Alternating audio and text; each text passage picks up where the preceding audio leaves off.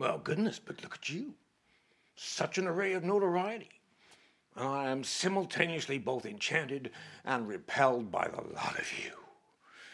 Repelled? Why, yes, because I know for a fact that one of you here is not so much a distinguished guest of the host, but rather a cold, calculating murderer. I'm Inspector Case. I got a reputation in the force for closing complex cases like this one and keeping my reports short and to the point, which is why they summoned me this evening. On the whole, I like large parties. They're so intimate. At small parties, there isn't any privacy. Everyone has to speak to everyone, and nothing is hidden. But large parties like this, well, you can creep into a corner, and it appears you can shoot someone without anyone even noticing. Fortunately, someone noticed, which is why I'm here.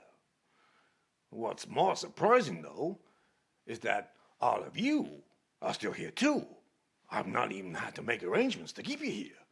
You're all quite happy to stay and drink Randolph's drink and eat his food and continue the party until the police arrived, leaving his cold, dead body exactly where it was found, in his study. Which begs the question, how many of you actually were friends with the man? And how many of you are only here for the party?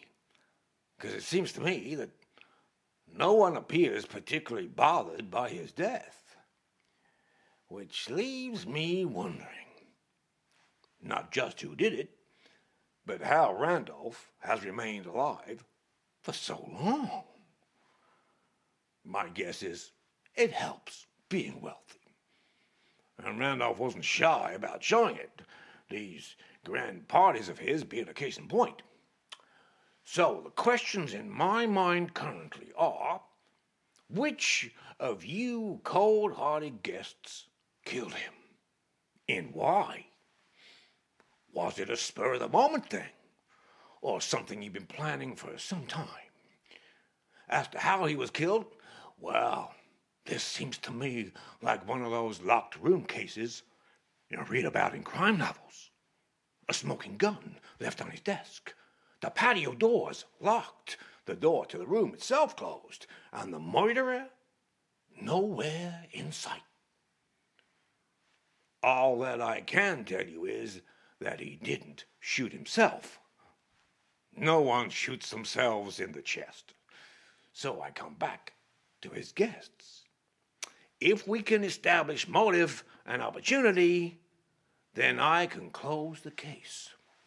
So, do any of the suspects here gathered have anything they wish to say?